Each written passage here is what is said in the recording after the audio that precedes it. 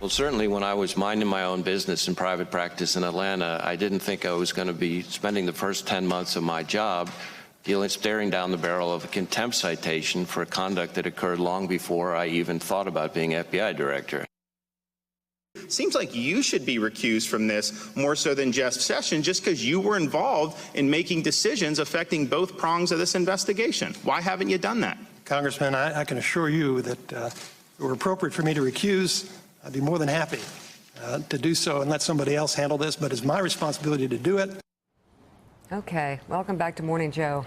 It is Friday, June 29th. Still with us, we have Donnie Deutsch, Republican strategist and MSNBC political analyst Susan Del Percio, Pulitzer Prize-winning columnist and associate editor of the Washington Post and MSNBC political analyst Eugene Robinson, and joining the conversation, New York Times reporter Michael Schmidt, and editor-in-chief of Lawfare and an MSNBC legal analyst, Benjamin Wittes. Good to have you all on board this hour. You know, we went last hour, showed a couple of clips, and Dan, why don't we get those queued up again pretty soon? There are a couple of clips, actually. They're incredible. Yeah, showing Rod Rosenstein going in there and not being asked questions, basically being shouted at by some unhinged members of the House Republican Party who are not carrying themselves the same way Republicans in the United States Senate are. The chairman of the Judiciary in the Senate has said that, you know what, there's an investigation going on whether Vladimir Putin tried to influence our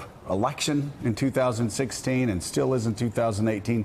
Let's let that investigation run its proper course. You have Chairman Burr from North Carolina, who has been working very well with the ranking member from Virginia, and they're doing it the way you're supposed to conduct bipartisan investigations, trying to get to the bottom of what all of Donald Trump's intel chiefs have said was a long, concerted effort by Vladimir Putin to interfere with American democracy. Told you they did it right in the Senate. Let me show you the clown show in the House. Mr. Rosenstein, why are you keeping information from Congress? Congressman, I am not keeping any information from Congress that it's appropriate. In a few minutes, Mr. Rosenstein, I think the House of Representatives is going to say something different. I don't agree with you, Congressman. I don't believe that's what they're going to say, and if they do, they'll be mistaken. I disagree, but I think, and I want to know why you won't give us what we've asked for. Sir, I certainly hope that your colleagues are not under that impression.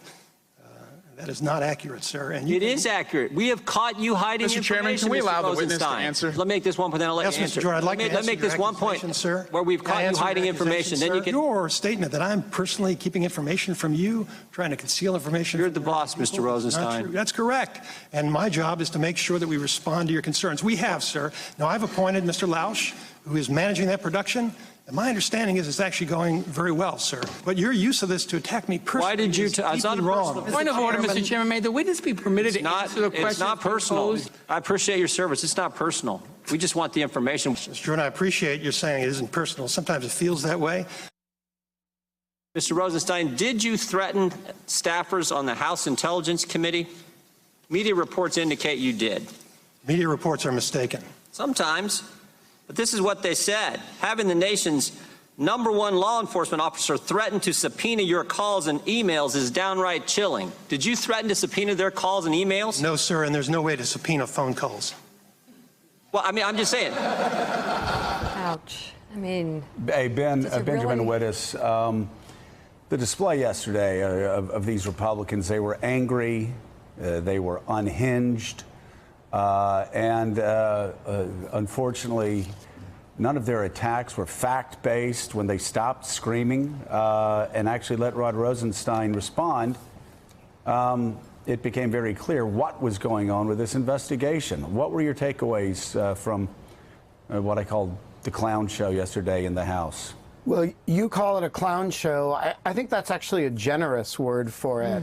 You know, all of this stuff is done in the name of oversight. But this was not about oversight. This is a kind of inquisition, and it's all directed at protecting the president from a lawful and proper investigation of a very serious set of matters. And, you know, the idea that we drag our law enforcement leadership in front of a congressional panel to be hectored and berated and, lied about and lied to for hours and hours and hours. This is it's a disgraceful exercise, and it's a dangerous one because it sends a message to everybody who works in law enforcement that the Congress of the United States is your enemy. They will try to destroy you. And, that is not the message that we should be sending to people in public service. Well, it is. They were angry and unhinged, and Gene Robinson, it was disgraceful, and it was dangerous because even the Republicans in the United States Senate, will tell you that what they're doing is providing cover for Donald Trump and, by extension, providing cover for Vladimir Putin, because all of Donald Trump's intel chiefs told the Senate that, in fact, Vladimir Putin is actively trying to undermine American democracy. And while he's trying to undermine American democracy and American law enforcement officers are trying to get to the bottom of that with this investigation, you have a handful of these House Republicans who are trying to undermine the investigation of Vladimir Putin. Right. And so why wouldn't Republicans want to get to the bottom of that? Why wouldn't Republicans want to know exactly what Putin and the Russians did, how they did it, who might have helped them do it? Why wouldn't they consider interference in our election process just an outrage and an unacceptable hostile act by an adversarial nation? It's just amazing that they're actually protecting Vladimir Putin and his campaign, essentially, to disrupt Western democracy. He's not just doing it here. He's done it throughout Europe. As European leaders, if they don't feel under threat by Russian attempts to mess with their democracies. And yet, one of our major political parties is not only just uninterested in that, but wants to thwart an investigation into it. And the reason is just to protect Donald Trump. Is the investigation comes dangerously close to Donald J. Trump, and they're trying to protect him. Well, they're trying to protect him. They're doing everything they can to try to stop the investigation while the investigation is moving at an extraordinarily fast pace. And Gene's right. This isn't just Putin's plan in the United States of America. He tried to disrupt the election in France. He's tried effectively in Bulgaria. He's tried in Poland and Austria, across Central and Eastern Europe. I mean, he's trying it. And our job is to elect leaders who are trying to stop it, who will protect American democracy, instead of trying to kill investigations by spewing out falsehoods at Capitol Hill hearings. My God, I mean, here's Trey Gowdy again. I want to play this Trey Gowdy clip. It's breathtaking. Russia isn't being hurt by this investigation right now. We are. This country is being hurt by it. We are being divided. We've seen the bias. We've seen the bias. We need to see the evidence. If you have evidence of wrongdoing by any member of the Trump campaign, present it to the damn grand jury. If you have evidence that this president acted inappropriately, present it to the American people. Whatever you got, finish it the hell up. I've got to go back to Ben Wittes. Ben, I'm going to show you a couple of things here. First of all, let's look at timelines. Trey Gowdy knows better. It's what's so disgusting. The Russia investigation that, now, it's gone 397 days. It's cost less than Donald Trump's trips to his privately owned golf courses. Check the numbers. That's the truth. And we've got 4 intel chiefs saying that Russia is trying to influence and undermine and subvert American democracy. So that investigation's gone 397 days. Iran-Contra, almost 2,500 days. And Whitewater, almost 3,000 days. Of course, no complaints from Republicans about that. But look at those numbers, and you've got actually a guy who's an officer of a court saying, hurry the hell up and get this done quickly. He knows this is moving extraordinarily quickly, and the results as well. You know, Ben Wittes, let's look at the results of actually what's happened, because you had him say, if you have evidence of anybody on Trump's campaign doing anything improper, let us know. You got Paul Manafort, Trump's campaign chair, that he said he had to hire so he could win the Republican nomination, because he said Manafort knew how to get things done, knew how to get the votes. Indicted, in jail. Michael Flynn, indicted, pled guilty, cooperating. Rick Gates, campaign chair, a co-campaign aide who worked through the transition, guilty and cooperating. George Papadopoulos, a man that Donald Trump said in the middle of a heated Republican campaign, said was told the Washington Post, one of his top foreign policy advisors, arrested, pled guilty, cooperating as well, and of course, 13 Russians, 3 Russian companies. And this appears to be, from how things look right now, Ben, not the beginning of the end, but it could be as Winston Churchill would say, the end of the beginning. And yet you have these Republicans trying to kill the investigation. Right. So, you know, if this is, as the president says, a witch hunt, it hasn't lacked for witches to catch. And, you know, you can over and over and over again, as Gowdy did yesterday, you know, demand that it produce evidence, but that doesn't mean it hasn't produced evidence. And you can complain about the length of time that it's taken, but that doesn't mean it's taken a long time. And you can raise questions about the integrity of the people who run it, but that doesn't mean there are any serious questions about the integrity of the people who run it. What's going on here is a systematic effort on the part of House Republicans to protect the president by sliming the people who have been charged with investigating this set of matters. And there is, you know, you alluded earlier to Republicans in the Senate as a counterexample. There's one in particular who I think we should sort of call out specifically, which is Senator Richard Burr, who's running the Senate Intelligence Committee investigation. And, you know, if a lot of viewers have not heard his name, that's because he's just put his head down and done his job and let his staff work with Senator Warner's staff to do their job.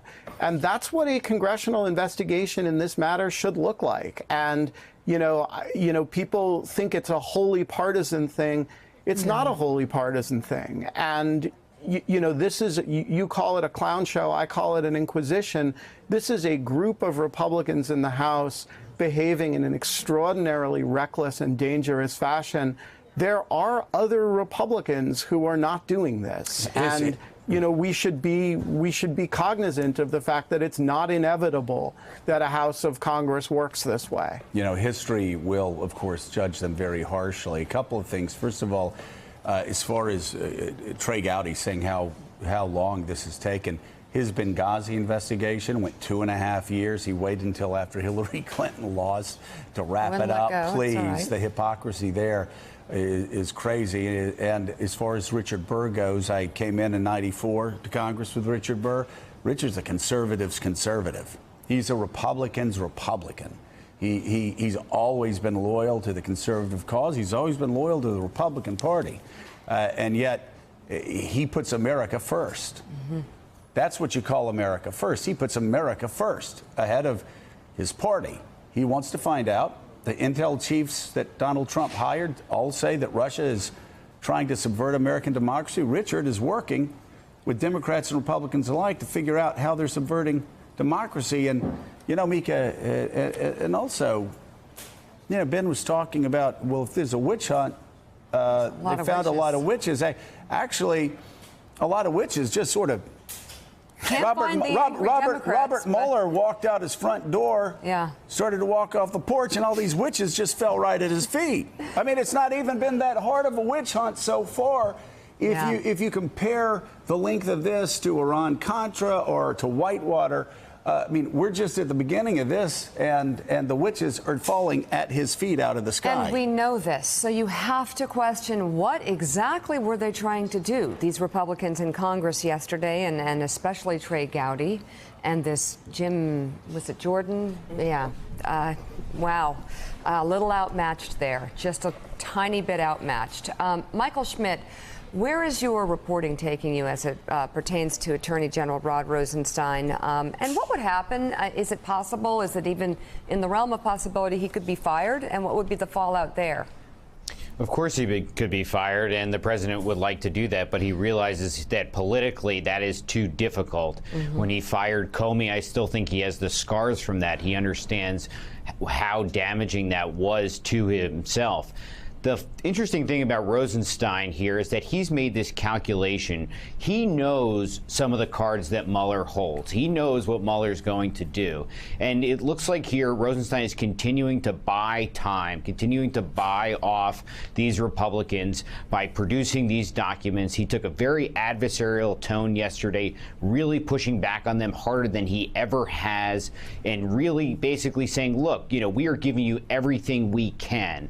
And the question here is that, is he capitulating? Is he simply just going along with this to keep his job, or is he really trying to protect Mueller? Is that the larger thing that him and his deputy Ed O'Callaghan, who's sitting behind him, who's overseeing the Mueller investigation, are doing? And that's the most interesting part of this calculation that I find. Wow. Susan. Del Percio. Michael, how far do you think that the Republicans really are willing to push Rosenstein on this? I mean, are they concerned about any type of backlash? Because he is in a position potentially to, I mean, yesterday he was rather polite, but he can potentially really kind of slap them down a bit if they go too far with some of their allegations. I don't think so. I mean, I think for them, this is working out really well. They, like Rudy Giuliani, are throwing a lot of different things at the wall. They're creating a lot of good Fox News sound bites. Jim Jordan, that kind of back and forth is perfect for their base and really plays into this narrative. It makes things more confusing. That's something that Giuliani and Trump's folks have really done over the past few months very well. They've made this a much more difficult thing for the average person to understand and follow. There's all these different accusations. They were really helped by the IG report that made a lot of this FBI bias issue come even more to the forefront. And the more that they push that, the better. This is really something that has worked well for them with their base. The president tweeting witch hunt far more in the past month than he ever has. Even though, Michael, it's not fact-based. I mean, objectively, it is not fact-based. Objectively, it was Donald Trump who was helped the most by the FBI, who was helped the most by Jim Comey, who was helped the most even by McCabe. I mean, McCabe leaks information that we seized upon, that everybody seized upon, that the FBI was then looking at the Clinton Foundation. And, of course, that letter that Comey sent out for some unknown reason, in the way he did, helped elect Donald Trump. Everybody knows that. But you're saying this is still good for them? Look, this is not an exercise of intellectual honesty that's going on here. It's not. Yeah. This is a political fight, and they're trying to muddy the waters. And since Giuliani came on, they have hit the gas a lot harder on that issue. And you have to come back to where this sort of all starts. And it starts with the FBI questions about the text messages that comes out at the end of last year. It's these issues of bias that came out that the Republicans have seized on. I mean, this is what they push. This is what Fox News pushes. This is what the conservative media pushes. And for their base, it has been effective. I mean, I don't know how you could deny that. And what's so amazing, Donnie, is that you know, Peter Strzok, who texted some of the messages, wanted to testify in public. Republicans wouldn't let him. Yeah, Gene, I want to share with you a bad dream I have, and tell me if it's possibly can become reality. We're watching guys like Trey Gowdy. You say things like, you know, this is a witch hunt. There's been nothing proven, and we've clearly gone over the indictments and the guilty pleas to date. Let's say, and I believe it will absolutely happen because of the way Donald Trump has done business, that it is proven without a shadow of a doubt that Donald Trump knew everything that was going on with Russia. He knew about that meeting. He had his hands at the controls. And Republicans Well, it's still not proven beyond a shadow of a doubt, but it will be. But I'm saying when it comes out, this is my dream. Information And the we know. Republican, yes, of course, but when it comes out, and it will, and the Republicans still control the House, will they still be calling the sky green? What will push it to the point? So let's play this out, and let's say this is now 6 months from now. Will they still? And is this, at the end of the day, is this a futile exercise if the Democrats don't take the House? Yeah, look, I've been writing month after month after month. Democrats need to take the House. This Congress will not hold this president accountable. They've made it very clear. How better can they spell it out than what we saw yesterday? They're not going to hold Donald Trump accountable. I think under any circumstances, I cannot imagine them actually, even proper oversight of this administration, let alone proper investigation, let alone what they would need to do if Donald Trump is personally implicated in this Russian meddling.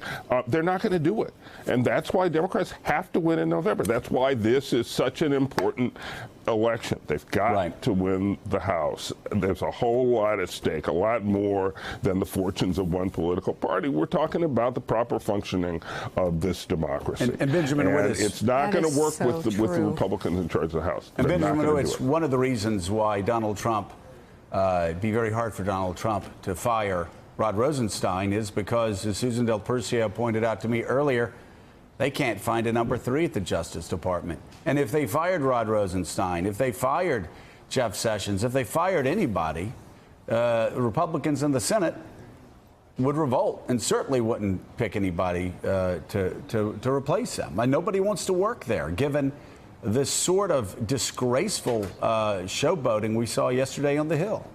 Yeah, so if you're a possible replacement for Rod Rosenstein after he's been fired, and leave aside whether the Senate would confirm such a person, and you watched that hearing yesterday, you would have to be stark raving mad to accept an appointment, to subject yourself to that, to take over this investigation when there is a committed group of people in the House of Representatives who run the place, and by the way, include the Speaker of the House, who are devoted to undermining your position. That would be, that's an act of throwing yourself on a pike. And I think it would be very difficult to get somebody competent and serious who was willing to take the job under these circumstances. And look, Chris Wray all but expressed regret for doing so yesterday. Benjamin Wittes, Eugene Robinson, and Michael Schmidt, great conversation. Thank you all for being on this morning. And thanks for checking out MSNBC on YouTube, and make sure you subscribe to stay up to date on the day's biggest stories. And you can click on any of the videos around us to watch more from Morning Joe and MSNBC. Thanks so much for watching.